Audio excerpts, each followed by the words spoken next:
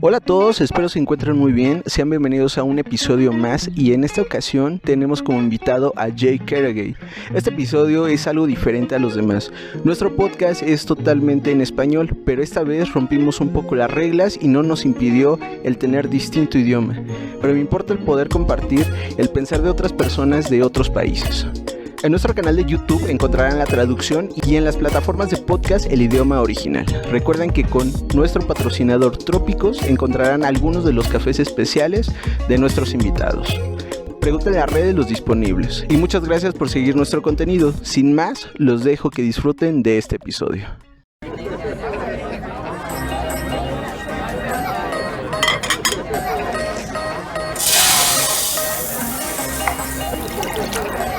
Hey Jay, muchas gracias por estar aquí en un episodio más. En esta temporada vamos a iniciar platicando con personas de otros países para poder ver la forma de cómo piensan y cómo han tenido la trayectoria y experiencia en el mundo del café de especialidad. Te doy la bienvenida y muchas gracias por estar en este nuevo episodio. Well, thank you. It's great to be here, Ricardo. Vamos a iniciar con una serie de preguntas, pero me da mucha curiosidad. En el 99 iniciaste el emprendimiento con tu hermano. ¿Qué tan difícil fue emprender un negocio en esa temporada? Starting a business here in the United States in 1999 was relatively simple. You know, basically here we just filed some paperwork and just started building. You know, it was a Hawaiian style shave ice, which is very similar to Mexican style Estados, and it was just something for us to do as a summer project. Because I actually back then I was working in the movie business, making movies for Hollywood, and the idea was to do this part time and then make movies the rest of the year, and eventually it just kind of took over. Perfecto. ¿Y por qué no seguir dedicándote al mundo del cine y cambiar completamente hacia el mundo del café? ¿Qué fue lo que te orilló a dedicarte a otro oficio que realmente que con los años ha ido creciendo a nivel mundial? Well, I decided in probably 1997, after working on a movie called Liberty Heights, was to decide to move on and do something else, because the movie business, while it can be very good, it also can be very, very bad in that, you know, there's a term we call in English called feast and famine. So you eat a lot or you don't eat at all. And that was the concern. And I didn't want to be caught in the famine. So we decided to do our own business. But it wasn't coffee back then. Coffee didn't come for a few years later. Creo que los baristas acá en México también tenemos esa frase. Realmente hay veces que tenemos que buscar por muchos lados y es como una broma entre nosotros que tenemos que los baristas nos morimos de hambre, ¿no? Yes, yeah, it can be quite a challenge, that's for sure.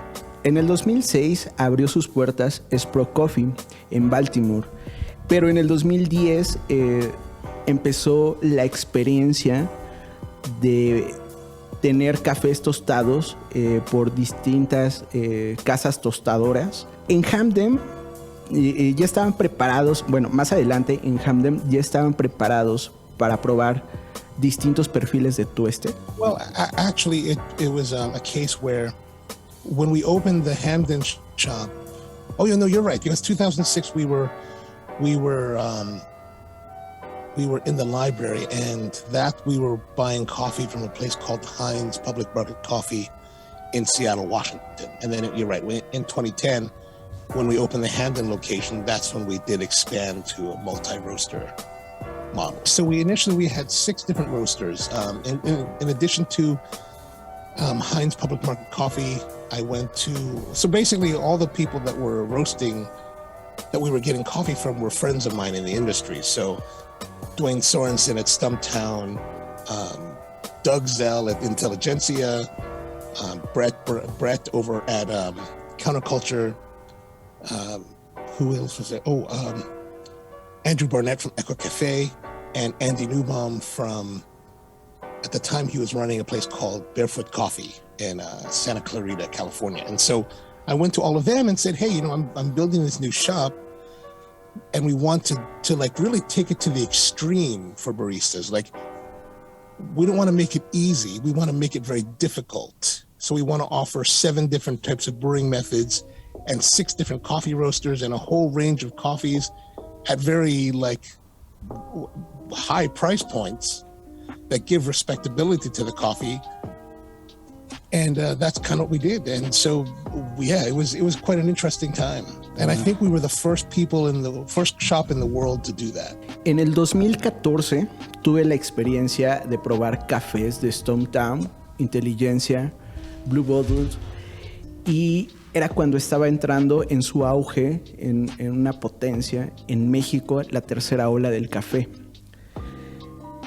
Nosotros estamos, la experiencia que me estás comentando, estamos hablando del 2010. ¿En qué momento pasó en que empezaron a respetar, o no respetar, sino un poquito a conocer más la cultura del café de especialidad? Well, I think the coffee gains respect depending on where you are, meaning that different cafes in different cities started giving respect or demanding respect from their guests. And so it's just a matter of, like in Baltimore, when we opened the place in 2010, there was no one else doing it. Especially like in 2006 and then 2010, there was nobody else doing coffee at this level. And so it's just a matter of like when people finally came out to like give it a try. En el 2012 fuiste ganador en el campeonato de Aeropress en Baltimore, en Estados Unidos. ¿Cuál fue tu experiencia al ser campeón hace 10 años y qué tanto ha evolucionado esta competencia en los Estados Unidos? Well, my experience winning the Aeropress is very different than most anyone else that has won a barista championship, probably anywhere else in the world. And the reason I say that because it was the very first time they were holding the championship in the United States. And it was on the trade show of the ska show in Portland. And I was actually helping a friend of mine from Mexico set up a booth that she was working at. And as they were setting up, I ran into my friends, Brett Fortune and Alejandro Mendez, and they were like, hey, man. I was like, hey, what are you doing? And they're like, well, we're setting up this Aeropress championship. And I said, well, do you have any more space? And they were like, no, we don't have any space for you. We don't even like you. And so I was like, okay, fine, whatever. So a little while later, I'm sorry, not Alejandro Mendez, Raul Rodas. Raul was Raul and Brent. They were doing it. And Raul came up to me later. He's like, hey, are you serious about competing? And I was like, yeah, I'll compete. What do I have to do? And he's like, we have to do this. And I was like, okay, I'll give it a try. From that point, they said, you have to bring coffee. And so I didn't have any coffee. And so Raul gave me some of his coffee to use. And what happened was that I was thinking about our Aeropress recipe, because Aeropress is one of the 7 brew methods we use at Spro. But I was thinking about it and I was like, do I know the right recipe in my mind? So I had to call my staff back home and say, hey, tell me this is correct. And so I told my girl the recipe, and she was like, hey, that's perfect. Don't worry about it. You're good to go. It was an Ethiopian coffee. If you're familiar with the presentation, like you know that you have to make the coffee and serve it, and then they do round robin cupping, and you get selected that way, right? The 3 judges will point to the cup they're going to use, or that wins. So I went up there and I did it, and I was always very fast with the way that I made the espresso, the Aeropress. Like I was usually the first person to finish making the drink. And then I would, so I put the drink down, and then they would do their pointing.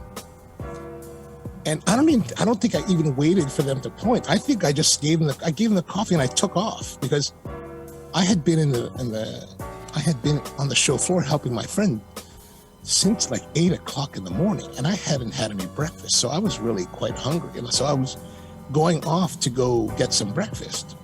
Okay. And then I would get a phone call, and Brent is on the phone, and he's like, "Hey, man, you have to come back." And I was like, "Why?" He's like, "Where are you?" I said, "I'm getting something to eat." He's like, "You have to come back. You have to do the next round. You made it to the next round." And I was like, "Oh, okay." So I'd have to go back and do the next round. So I go back, and then they're like, "Okay, you have to do another round because you made it." So I do the same thing, make the coffee, serve it, and then I'm like, "I'm out of here. I got to go get my breakfast." So I go back in line. Again, the phone rings, and it's Raul, and he's like, "Hey, man, you have to come. What are you doing?" He's like, "I'm getting food." He's like, "You have to come back." And I was like, I still haven't eaten yet. I was like, "All right, fine." So I came back, and then I don't remember if that was it or like there was one more time I had to do that. But basically, I got to a point where I was at the finals, and I think there were like 3 of us in the finals. So I get to the finals, and I think there's 3 of us, and there's only one grinder, or there's one grinder that I've been using that I got used to. So I've already memorized the number on it was an EK 40. What? But it was the EK, right? And I had the number that I already selected for it. But this one competitor that was with me, this woman, she was like really, really stressed out. She was like, "I need to have this grinder. I must have this grinder." And I was like, "Whoa, okay, take it easy. You take the grinder." So when they started the competition, I just kind of waited for like a good 30 seconds, 45, maybe the first minute, because she wanted to use the grinder. So she did her grinder, and I just kind of walked up after, changed the setting to what I used, and then ground, and then did my thing. Oh, and then I think I went back. I think I did go back in line to get food again, or to try it. And then I got a call again, say, "Hey, you have to come back for the announcements." I was like, "Do I need to come back for the announcements?" I don't, because I'm not planning on winning. Like, I don't think I'm going to win because I didn't do anything to prepare for it. Okay. Yeah, so I come back, and like, I didn't really understand what was going on for sure, but I realized that there's a bunch of people watching, and they're from, I started to realize they're from actually all over the world. Like this one barista from Russia that I kind of knew who she was. I noticed she was kind of watching and seeing what's going on. And I didn't realize that they were all here for the World Championship that was happening later that day. But that didn't occur to me because I didn't know anything about it. And as I'm waiting for them to give all the speeches for the announcements, I start to think about it, and I'm like, oh, there's only 3 of us in the finals, and there's 3 trophies. And you know what? I was already like I was super stoked. I was like super excited, right? Because I'm thinking, oh man, I got the 3rd place trophy. I'm so stoked about this. I get to bring a trophy back to our staff, right? And be like, hey, this is what we won. So I'm ready for the 3rd place, right? And they announce it, and they give the 3rd place to someone else. And I was like, what? I guess I'll get I'm very happy for the silver, right? And then they give that to someone else. And then they gave me the gold, and I was like, I was very, very surprised, like, to have won, and completely did not expect it. And so it was very much an honor to win. And then I was able to bring that home to my staff, and like, because really, here's the thing, like, I was a little bit guilty. I felt a little bit guilty because everybody else that was there had really been practicing. They were super focused. They were super like into what they're doing. But I was kind of like having fun with it. Like Raul and Brent were friends of mine, the judges, like Tim Stiles and the other guys I've known for many years, and we were all friends. And so we're always laughing and joking and making fun of things. And so, like I was saying, I felt a little bit guilty, but then as I was thinking about it, I didn't feel so guilty anymore, because I realized the reality is that, you know, this AeroPress recipe that I was using was one that we developed back in 2009. It's one that we've been using every day at the cafe to make drinks for people. So when it came time for me to execute at the competition, it was very simple. We just do our thing and then we're done, which is pretty much what we have to do on the bar back home. So in many respects, you know, I realized that while I hadn't been thinking about it, we've actually been practicing for this moment for 2 years, right? So it was really, really interesting. And like, and that's one thing that I must say I admire about my baristas then and throughout the history of Spro is that they always had to learn really, really detailed executions of drink making in many different methodologies of coffee making. And then they had to really, they had to share that with the guests in a very open and challenging way. I mean, pretty much to the level of what people do at the Barista Championships, but on a multi times a day, nonstop basis. Yeah, so I lived in Hawaii from 1998 to 2006. I mean, 1988 to 1996. When I lived there, I wasn't really, so when I was young, I was not into coffee at all. I didn't like coffee. My father drank instant coffee and I had tasted it and I totally was not into it. And I had a little bit of experience with it in Hawaii, but nothing more than just a consumer. I mean, it wasn't until 2002 when I actually started to get into coffee.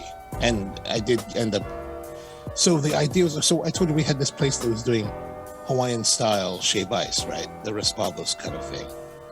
Okay. And because we were doing coffee as part of that company, I wanted to do coffee that was from Hawaii. But I knew nothing about coffee. So I was like, well, how do we buy coffee? I have no idea. But I did know that there were farms in Kona because I had visited a couple. So I did a little research and I sent some emails out, and this one farmer in Kona by the name of Gus Broxson, invited me to come visit. And so when I went out there, I went to visit him.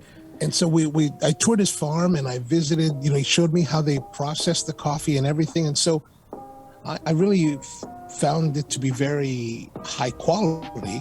And that's kind of what I've always been interested in, is high quality product.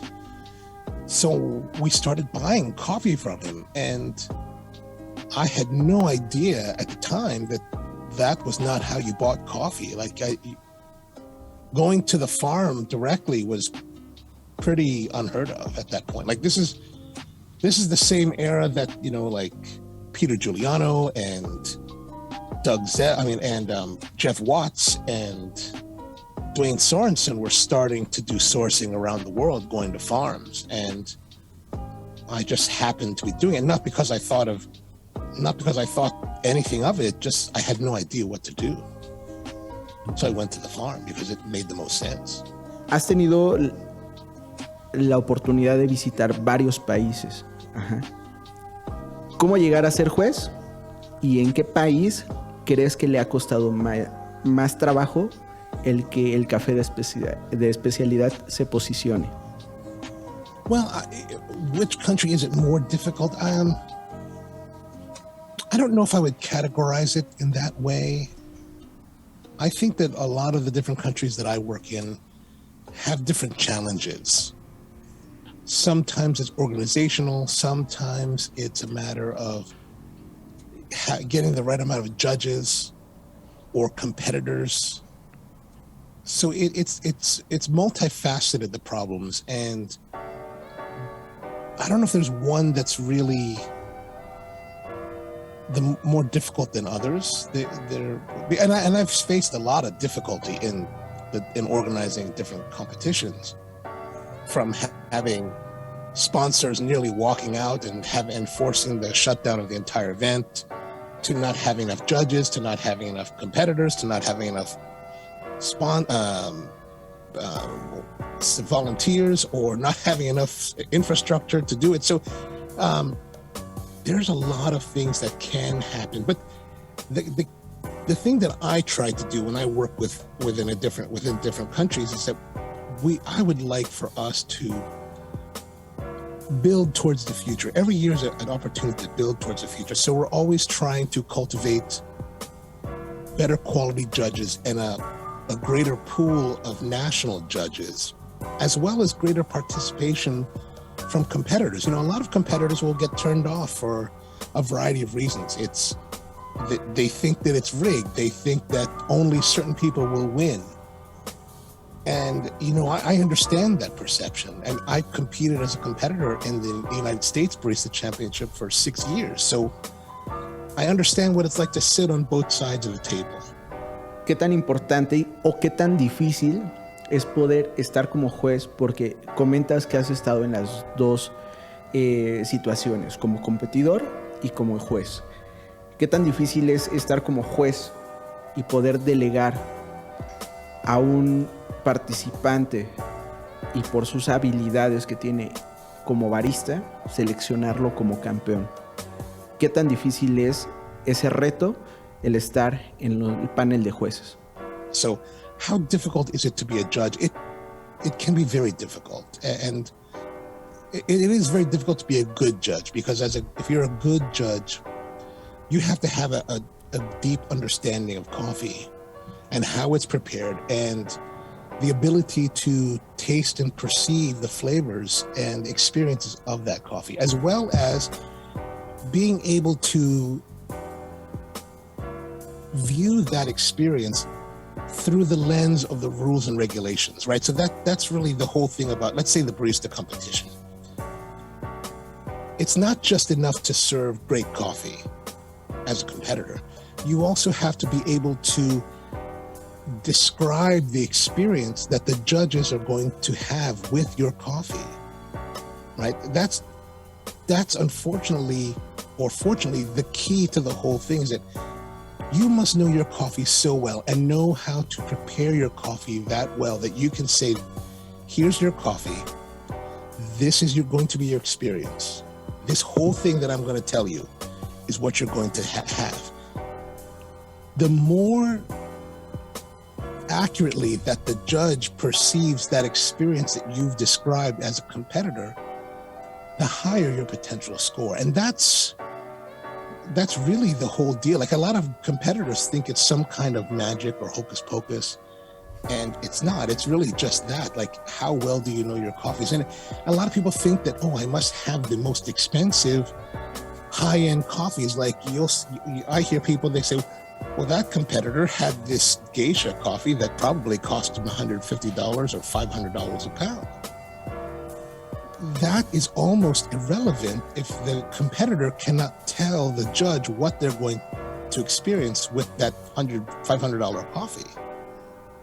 So that's the thing. So as a judge, you have to be able to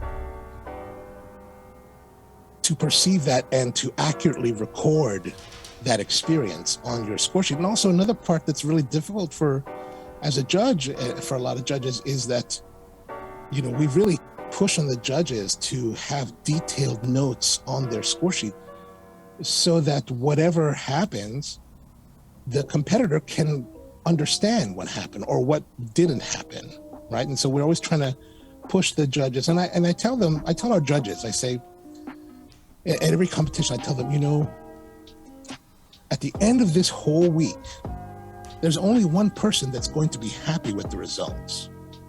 Right? And so we have to make good notes and give a lot of support, because everyone else will be very unhappy, or at least disappointed. ¿Crees que algunos jueces, por ser primerizos, por así decir, o su primera experiencia como juez, tengan miedo al poder calificar una experiencia buena o que tengan miedo de poder seleccionar como algunos descriptores de los que les vienen comentando los baristas en competencia? Well, I think that first-time judges, some first-time judges can have some kind of hesitance, perhaps, to give their judging. Now, the thing is that when we're, like in my role as the rep, how the process before the competition happens is that we have judges that come to usually a 2-day calibration session where we work with the judges to make sure that they're ready for what the task is at hand. So we sit there with 2 days reviewing the rules, how to do the score sheets, how to do the scoring, how to actually physically judge the drinks and evaluate. And myself and usually the team that I bring is evaluating the judges to make sure that they are capable of doing the task. And, wherever they have problems, we try to work with them to improve that and coach them along. A judge, any judge is a person, right? And every person, no matter what they do, whether they're a judge now or they're a barista before, everybody has their first time out, the first time that they have to do it. And everybody's nervous. Everybody has that feeling of maybe I'm not worthy. The key is that we try to work with our judges to make sure that they feel supported. And, if they make mistakes, we try to correct them. And a lot of people will ask, why do you have this session where people go behind closed doors and change scores? A lot of that can be because we have first-time judges and we need to discuss with them what they experience. Because, for example, in the scoring of barista competitions, we use the 6-point score, right? Unacceptable is 0, 1 is acceptable, and then average, good, very good, excellent, outstanding, extraordinary. What we don't want is for someone to be to give a score. So let's say somebody comes out and they say, okay, for, flavor, I give a 4, right? And we're talking to them in the back room, and we're like, okay, well, what was your score? It was 4. Well, it described that to me. Well, the flavor to me was excellent. And that's what they describe. And it's well, wait a minute. You said your experience was excellent. Yeah? Well, why did you give it a 4? Well, okay. Maybe I should well, what should I do? I said, well, maybe you should give the score that you described. And if excellent is a 5, don't feel afraid to give that 5. Now, of course, everybody looks at it from the point of this person gave a 5 and now we're going to make it a 4 because they described it as very good. Sure, that happens too. But more importantly, it happens the other way around where we want to give the right recognition to the barista. And so that's part of it. We try to work with judges, especially new judges, to make sure that they are taken care of and they have all the knowledge and hopefully everything they need to do a great job on the stage with the competitors. Quisiera irme adelantando un poquito ya como hacia tus últimos proyectos. Tienes 2 canales de YouTube. Uno es Ono Coffee y Spro Coffee. En 2 son totalmente el contenido diferente. En alguno de ellos, en el de Ono Coffee, he visto que has tenido la experiencia de poder probar también y tener comunicación con algunos mexicanos, ¿no? Que aparte, pues comentábamos hace ratito, tienes esta amistad con Silvia Gutiérrez, quien ha podido estar dentro de todo este mundo del café internacionalmente. ¿Cómo ha sido la experiencia estar conviviendo con mexicanos? Y en uno de estos en estos videos llegué a ver que tuviste café de Álvaro Carrasco. También, ¿qué nos ofrecen estos canales y cuál es la experiencia con nuestra gente mexicana? Well, the idea between the two is that the Spro Coffee, so Spro, of course, is the company, right? And so the idea of Spro Coffee channel was really to make videos that support and promote Spro itself. That's how we started, and now it's becoming a little bit more, I think it's changing its focus to more education, coffee education. Right now we're in a series of episodes where we are doing more Q&A type of things that's driven by our audience that are telling us, hey, what is this or what is this? And so instead of just writing comments to answer their question, I just said, well, let's make the video about it and get a little bit more detailed. The Ono Coffee side of things has been my personal channel since like 2008. And that has little meaning because I didn't do anything with it until about 2019. And then I decided that, I should do more coffee videos. But really, the Ono Coffee side of things is more, the idea there is that I would like to explore coffee in a different way, where like James is doing a lot of education and tutorials, and some of the other people, like the girl Morgan does coffee as well as the other male barista from the United States, Kendrick, exactly. They're doing a lot more education. They're doing a lot more, here's how you make espresso, or here's how you do this, or Hoon from Hoon's Coffee is, really showing the consumer how to make, things in the Breville or things like that, where I'm really interested in the people and the experience of coffee, of the coffee as someone from the coffee industry. And I'm trying to give greater insight into what happens. And I enjoy travel, so I like to include a little bit of that, and food, and we include a little bit of food. So there's actually a lot for the Ono Coffee channel. Like I actually have a lot of footage that's still, like I went to Saudi Arabia in December to do their championship, and so we shot a whole bunch of video for it. And I've been releasing videos for it, and then I decided I needed to break it up with other videos, because otherwise it's going to be 6 months of Saudi Arabia. So that would be monotonous. And so actually it's at to the point now where I'm going to go back to Saudi Arabia next week, and I still haven't released everything from Saudi. So it's we're going to have more. So we actually are starting to have a backlog of footage. But the idea for Ono Coffee is to show more deep. Like, one of the things I wanted to show with the Ono Coffee channel from Saudi Arabia is that, and I'm trying to put this all together now in the edit suite, is how we are actually putting together and judging the competition itself, so that if you're a viewer, you get to see behind the scenes of a barista championship, and hopefully that'll answer a lot of the questions people have about the things they think are wrong with it. The video that we did with Alvaro's Coffee was that he emailed me in August, and he was like, "Hey, I got this coffee. Can you take a look at it?" And I was like, "Sure," but I've got a bit of a problem because I'm building a new extension to our roastery, and it'll take me a while to get to it, and it took me a long time to get to it, and I felt really, really bad. So I was like, let me do this being on the channel, and he's probably mad at me still, and I totally understand. So Alvaro, my apologies. Perdóname.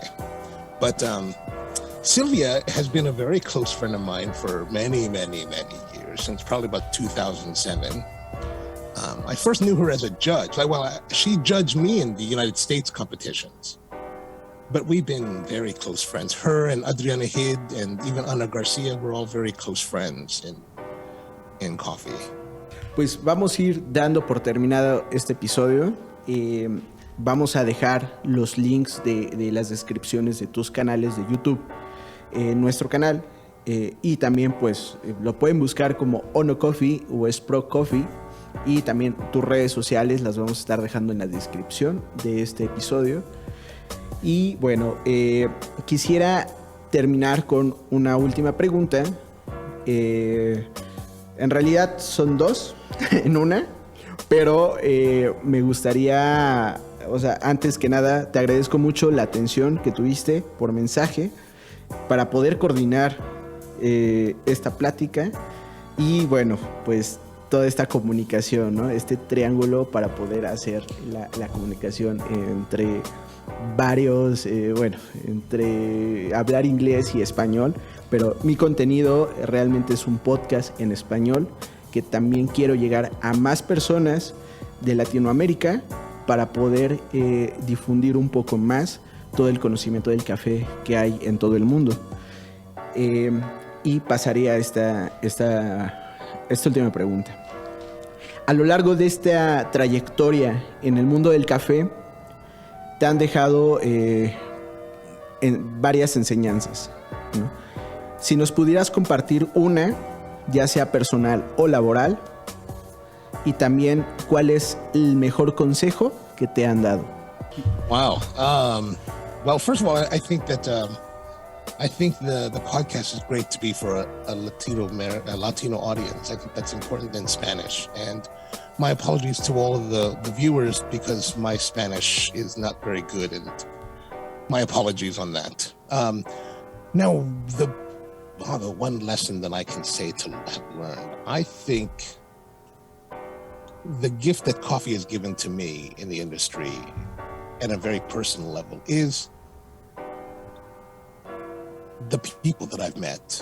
You know, when I started in coffee, by working in coffee, I've been able to travel and meet people like Sylvia and Adriana and everyone here and people from around the world. And so I have the opportunity to meet people in person and learn about them and what their beliefs are, what their hopes, their dreams are. And it's from the entire spectrum, from like baristas that hope to one day compete. You learn their stories, and to me, that is the most enriching thing. It goes so far beyond what we see in the news, and I'm constantly challenged. Like when I first started going to the Middle East, as an American, we have very many preconceptions taught to us by our government. And to go to places, you're like, wow, this is not the way it is. You know, let's say over the past 5-6 years with the United States, you know, we had a president that was widely critical of things Mexico, had a lot of bad things to say about Mexico. But if you come to the country, it's very different. And I think coffee's been a wonderful teacher of that there are so many differences that we can learn and appreciate. To me, that's the greatest thing about the coffee business. Best advice I have received. Wow. I don't know if it was necessarily straight advice that was given to me, but I've been very lucky in that I've always been surrounded by people who are very supportive. And I think the lesson, maybe not necessarily a saying, but a lesson there is to seize every opportunity that you're given. You know, try not to let the doubt in your mind slow you down. Like, everybody has it. But, you know, when the opportunity comes, do what you can to take it. And I think that's really what I've been lucky in, the fact that I've been presented with a lot of opportunities from people that I would meet, and they were very open with their knowledge and their generosity. So to me, that would be the number one thing. Pues listo, con esto terminamos este episodio. Te agradezco mucho, Jay. Thank you very much, Jay. Muchas gracias. Thank you very much, Ricardo. Gracias, listo. Pues terminamos ahorita la grabación. Pues comentarle que le agradezco mucho. Surgieron muchas dudas en este episodio. Es un poquito complicado hacer como una triangulación por mi falta de inglés. Una disculpa. No, it's mine.